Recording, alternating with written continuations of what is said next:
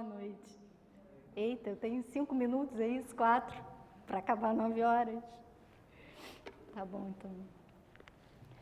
É difícil para mim, quando vou preparar alguma coisa, e quando a Alexandra pediu para que eu trouxesse a reflexão hoje, é difícil eu me separar de um momento que eu estou vivendo. Até porque quando Deus trata com a gente, Ele trata aquilo que necessita, aquilo que nós estamos vivenciando.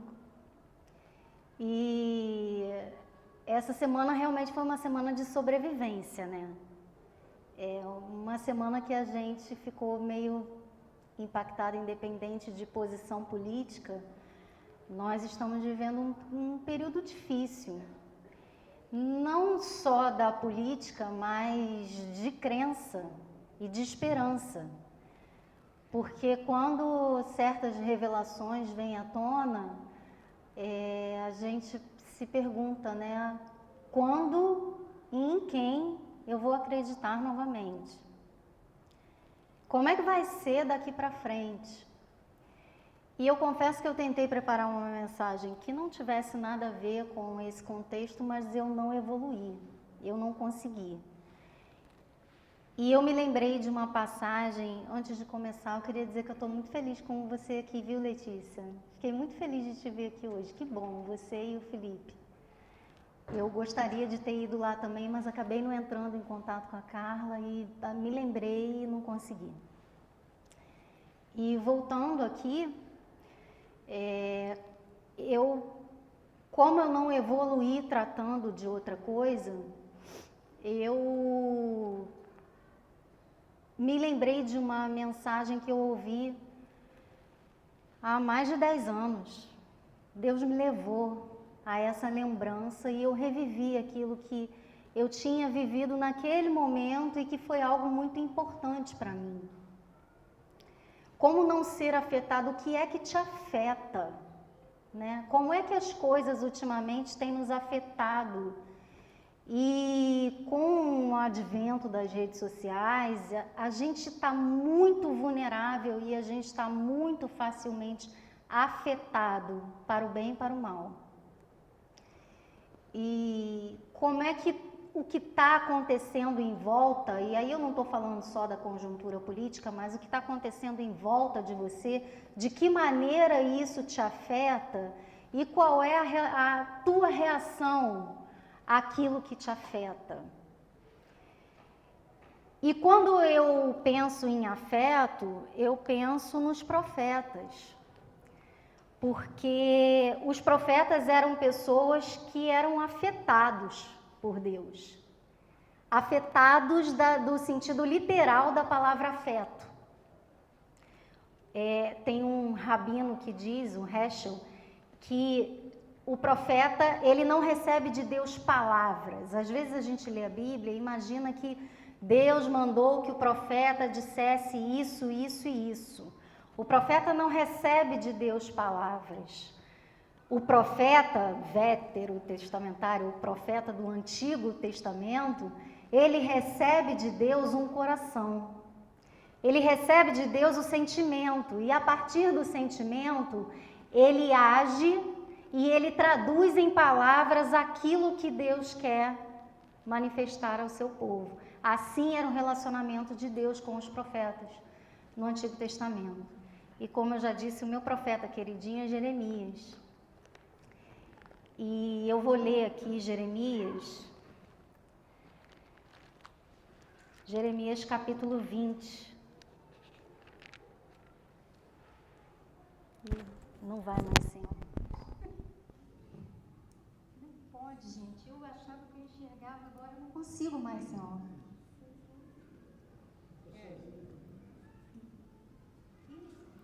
É que isso aqui está amarrado no meu lenço, peraí.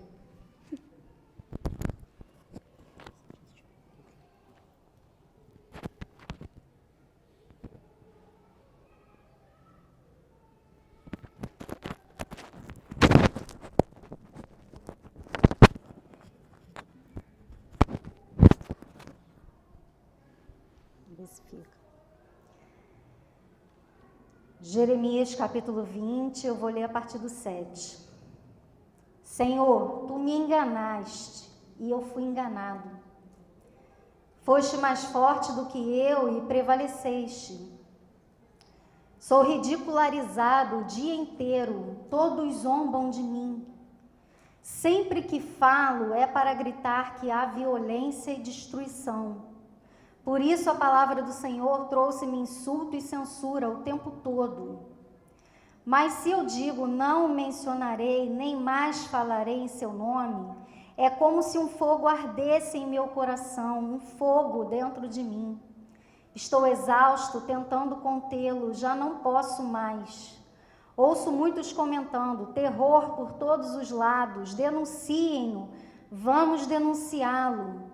Todos os meus amigos estão esperando que eu tropece, dizem, talvez ele se deixe enganar.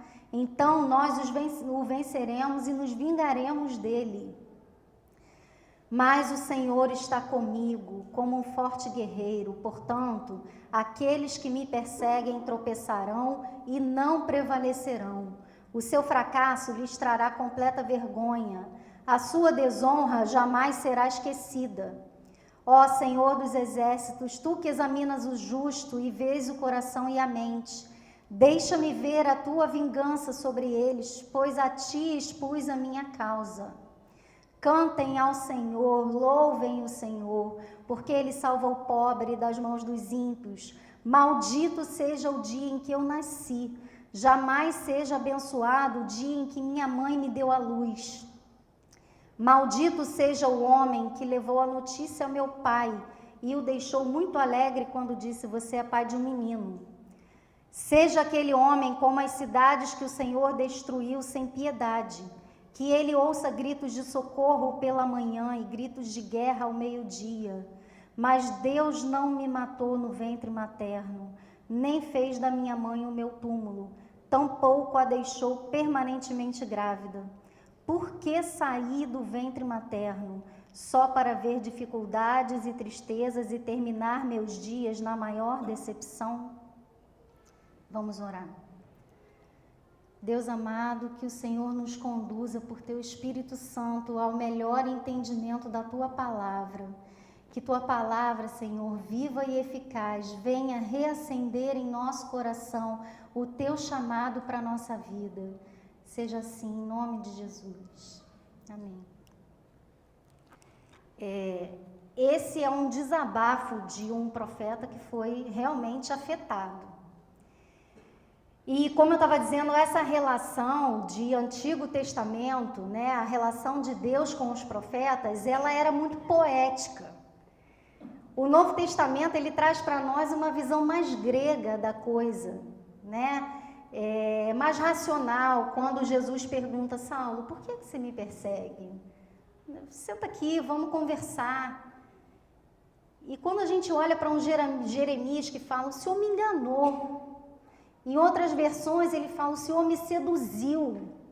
Imagina eu falando para Deus, o Senhor me seduziu e eu fui seduzida. É um jogo de afeto. Esse negócio que a gente cantou aqui pela cruz, me salvou, é grego. Gentilmente me atraiu, não teve nada de gentil na relação de Deus com Jeremias. E quando Deus queria tratar algo com o seu povo e usava para isso um profeta, ele provocava no profeta um sentimento. E no caso de Jeremias aqui, Deus falou para Jeremias assim, ó, Jeremias, compra um cinto. Jeremias comprou um cinto. E o cinto daquela época era um cinto, era uma faixa, não era um cinto como a gente usa hoje. Agora você põe o seu cinto lá na fenda de uma rocha. Agora você vai lá ver como é que esse cinto tá. Senhor, tá podre. Ah, então tá. Então agora você pode vestir o cinto podre. E anda por aí com o cinto podre. Como é que você está se sentindo, Jeremias? Eu estou péssimo, eu estou envergonhado. Então agora você pode dizer o que eu estou querendo dizer. Ou quando ele chama Oséias e fala assim, Oséias, meu filho, está na hora de casar. Opa! Também acho, Senhor. Mas você vai casar com uma prostituta. E tem mais, ela vai trair você e ela vai ter vários filhos de outros homens e você que vai criar. Mas como assim, Senhor? Como é que você está se sentindo? Está doendo. Eu estou sentindo traído. Os meus filhos são filhos de outros homens. Então agora você pode falar para Israel aquilo que o meu coração está sentindo. Ou quando ele chega para Jonas e diz: Jonas, eu preciso que você vá a Nínive. E Nínive era a capital da Síria, e a Síria tinha esmagado o povo judeu. E Jonas falou: nada disso, porque eu quero mesmo que eles vão para o inferno. Eu não quero levar a salvação para Nínive. E Jonas fugiu. Jonas procurou um barco, entrou no barco, dentro do barco ainda fugiu para o porão, dentro do porão ainda caiu no fundo do mar. Eu não vou. E aí, por fim, caiu no ventre do peixe, orou a Deus e Deus livrou do peixe, e ele foi a Nínive.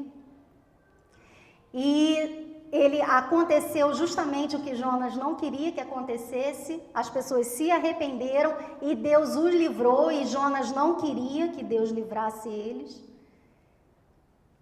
E aí Jonas senta na sombra de uma planta que Deus deu, Jonas senta para descansar, Deus faz nascer uma planta, no dia seguinte Deus faz a planta morrer e Jonas fica irado. E Deus fala assim: você tá com raiva de quê? Você não plantou, você não regou, fui eu que fiz nascer a planta, fui eu que fiz morrer, você está com pena da planta? E por que você não estava com pena das 120 mil pessoas que iam ser condenadas ao inferno? Você entende agora como é que é viver na iminência da perda, Jonas? Você viu, Jonas, como é ruim perder? Você gostar de algo e perder? Você viu? Então agora você pode ser profeta. Era dessa maneira que Deus tratava com os profetas. E aí vem Jesus, e Jesus faz a lógica inversa. Jesus vem, um Deus em forma de homem, para sentir a nossa dor. Enquanto o profeta sentia o que Deus sentia, Jesus vem e sente a nossa dor meio que numa troca. Olha, vocês precisam participar dos meus sofrimentos. E eu vou participar dos sofrimentos de vocês. E aí, diante, de tudo isso, o que é o nosso chamado para Deus? Em Deus, é ter um coração simpático. Porque Deus não dá a nós palavras, Deus não dá a nós obras apenas, Deus dá em nós, Deus nos dá o seu patos, o seu sentimento. E um coração simpático é um coração que sente aquilo que Deus sente. E hoje a reflexão passa por o que é que está nos afetando. O que te afeta é aquilo que afeta a Deus. Você é afetado por números, você é afetado... O que é? O que é que te afeta? O que hoje faria Deus chorar? É por isso que eu estou chorando? Porque tem muitas coisas no mundo, o mundo vai de mal a pior, e eu não sei quando isso começou. Eu acho que desde sempre, eu acho que sempre foi assim. A gente tende a olhar para as coisas e falar: nossa, mas hoje está demais. Eu não sei se hoje está demais. Eu acho que a maldade está aí. A maldade sempre existiu. Está piorando? É bíblico, o amor vai se esfriar, mas o que é que nós, como igreja, como sal da terra e luz do mundo, estamos levando àqueles, nós que somos os cheios da graça, estamos levando àqueles a quem Deus deseja despejar da sua graça? Como é que temos sido afetados por Deus de maneira que a gente consiga afetar mais alguém? Ou será que, a gente fala de crise, qual é a tua preocupação com a crise? É contigo? É com o outro? É com o país? É com quem? Porque a África está lá cheia de fome há muitos e muitos e muitos anos. O sertão, gente morre de sede há muitos e muitos e muitos anos. É com isso que nós estamos preocupados? A nossa preocupação é aquela que é a preocupação de Deus? O nosso coração é um coração simpático ao de Deus? Esse é um questionamento que eu trago.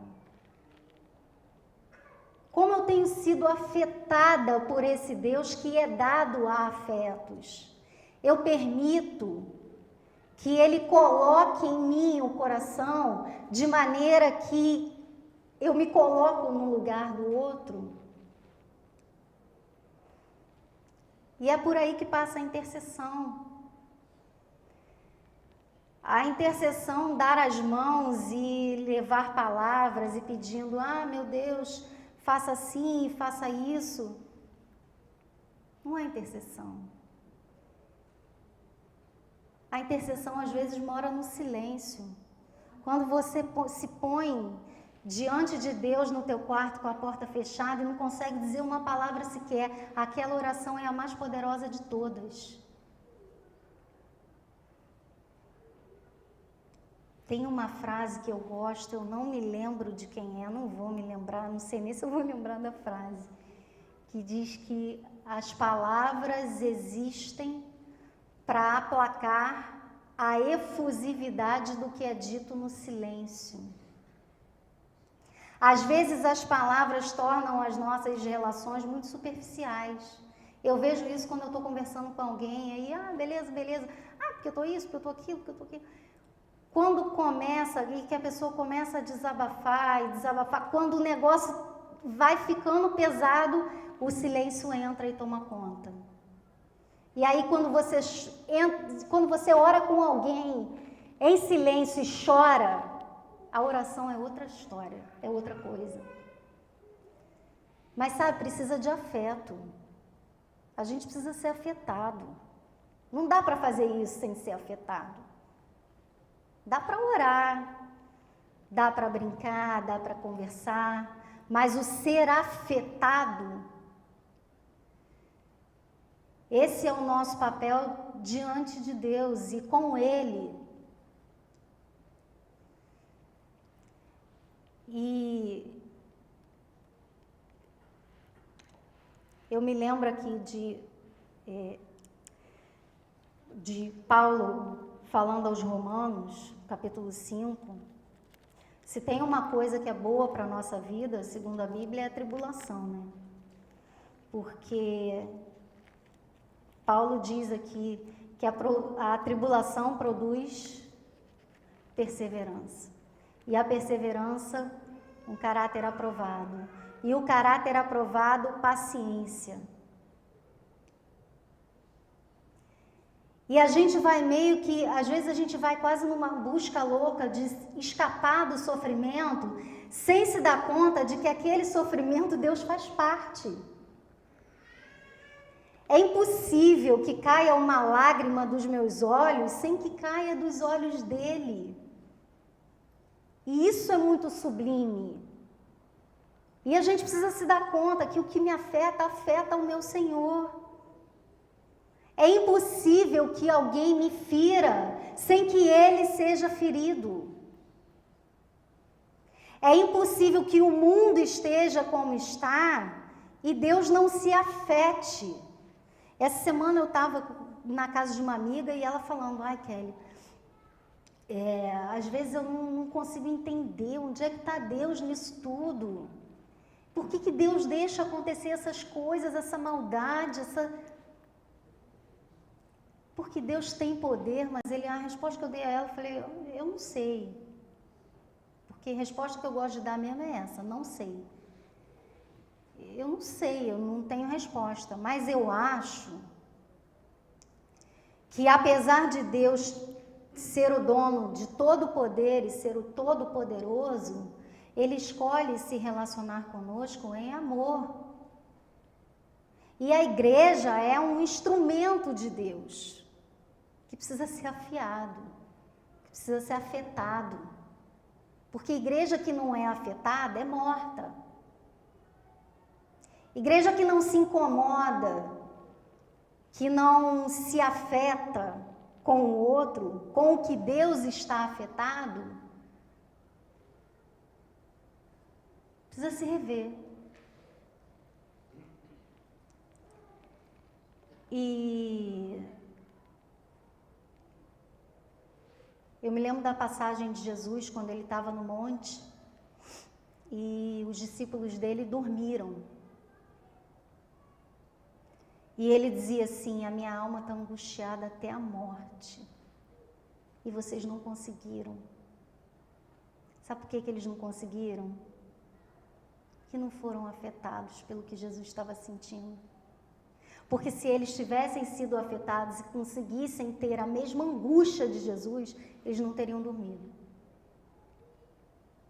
Eles teriam intercedido junto com ele. Mas eles dormiram. Eles não conseguiram ter o mesmo coração. E aí, o que eu quero trazer hoje? A primeira coisa é que você olhe para as circunstâncias da sua vida que estão te acontecendo e perceba o quanto e como isso te afeta. Mas mais do que isso, como você pode ser usado para afetar a vida de alguém a partir daquilo que te acontece. Quem é que ajuda um hospital de câncer? Quem já passou por um câncer. Quem trabalha com crianças especiais? Pais de crianças especiais. Quem é que luta por pessoas desaparecidas? Pessoas que tiveram um parente que desapareceu. Eu não creio que Deus envie a nós um sofrimento com um propósito. Pode ser, tem coisa que parece que Deus, mandou a carta registrada, carimbada, com o endereço certo, mandou via Sedex pra gente. Não, aquilo era pra mim. Mas tem coisa que não, que é coisa da vida. O sol nasce para todos e a chuva é na horta do justo e do injusto. O próprio Caifás disse que quando ele era questionado, quando perguntaram a ele, você não se questionou por que você, quando ele perdeu seu filho? E ele respondia, por que não eu?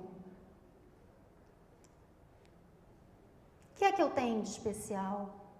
Então, a coisa está aí para acontecer. Agora, de que maneira isso pode transformar a tua vida? E mais do que isso, ser um agente transformador para o bem. Sabe? Para você ir lá e usar o que te aconteceu para transformar uma vida de alguém. Transforma isso. Porque ou você vai transformar ou você vai se vitimizar.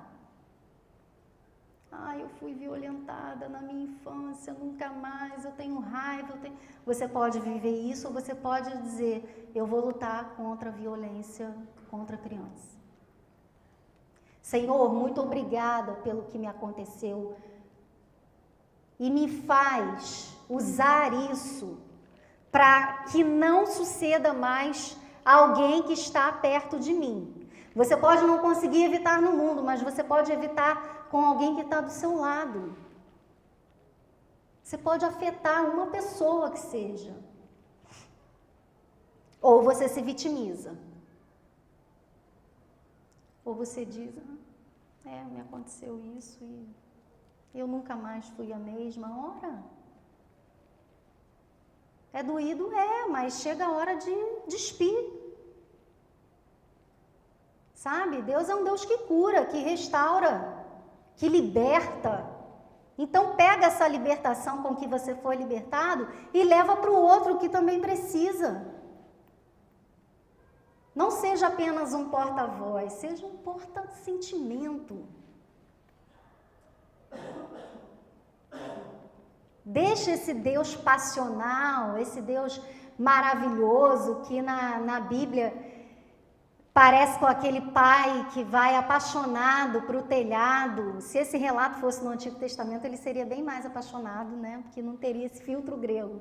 Mas o pai vai apaixonado para o telhado procurar, meu filho, volta, vem, eu estou te esperando. E a gente às vezes se comporta como um filho mimado que estava perdidamente perto, Ah, mas eu... E Deus é esse Deus apaixonado que vai esperar a gente no telhado de volta e quer nos afetar. E o nosso grande desafio hoje é nos questionar se aquilo que afeta o coração do meu Deus, o que é que poderia deixar meu Deus triste hoje? Eu preciso me incomodar com isso. Uma vez eu ouvi um pastor dizer que alguém perguntou a ele sobre dons, né? E ele falou, olha, a gente costuma dizer que para você achar seu dom, você fala, o que você tem muita alegria em fazer? Eu adoro cuidar de criança, então vai lá, esse é o seu dom é criança. E ele falou assim, eu vou fazer o contrário, o que é que te dói fazer? Vai lá e faz o que te dói, porque teu dom é esse aí. E hoje a gente ainda está muito fugindo disso, né? A gente foge de doer. Eu às vezes ouço assim, não vou ali porque, é muito doído. Mas a gente precisa transformar aquilo ali. A gente precisa transformar o que dói em algo melhor, deixa doer. Porque Deus é um Deus de consolo. E com a consolação que Ele te consola, sabe o que você faz? Consola o outro.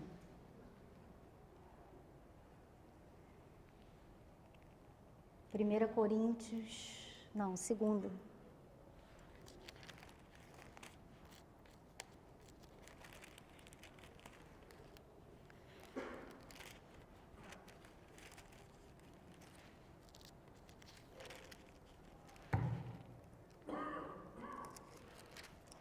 Segundo aos Coríntios, Paulo diz assim, no verso 3, bendito seja o Deus e Pai de nosso Senhor Jesus Cristo, Pai das misericórdias e Deus de toda consolação, que nos consola em todas as nossas tribulações, para que com a consolação que recebemos de Deus, possamos consolar os que estão passando por tribulações.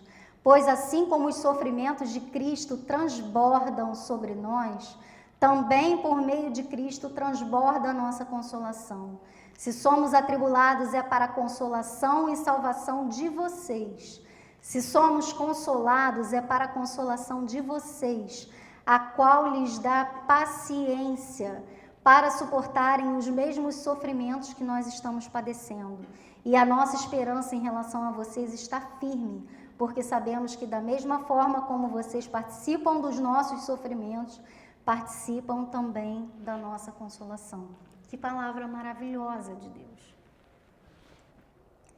Eu não sei aonde está essa ideia que às vezes a gente tem de correr para Deus para aliviar a nossa dor. Porque às vezes Ele nos chama para doer mesmo. É para deixar doer. Agora, é uma dor que encontra consolação e que encontra o melhor consolo de todos, que nenhuma euforia é capaz de superar. Mas lá na frente, Paulo diz, a nossa leve e momentânea tribulação produz para nós um peso eterno de glória. Que doido, glória ter peso. Mas é mais ou menos por aí. É uma responsabilidade gostosa, é uma dor consolada, é uma paz que excede o entendimento. E ao invés da gente sentar, ouvir e nos apoiar numa boa obra que a gente faz, a gente pode se questionar. Porque Tiago disse que a fé sem obras é morta, mas a obra sem fé também. Que a gente encontre em Deus o caminho para se deixar ser afetado no nosso tempo, na nossa medida, e que através de nós a consolação que transborda por Cristo chegue em nós e passe de nós. Eu desejo para nós que a gente não cante mais ainda somos os mesmos e vivemos como os nossos pais, e que a gente não se acomode, que a gente saia da nossa zona de conforto e deixe doer com aquilo que dói o coração de Deus. Que a gente se importe com o que Deus se importa.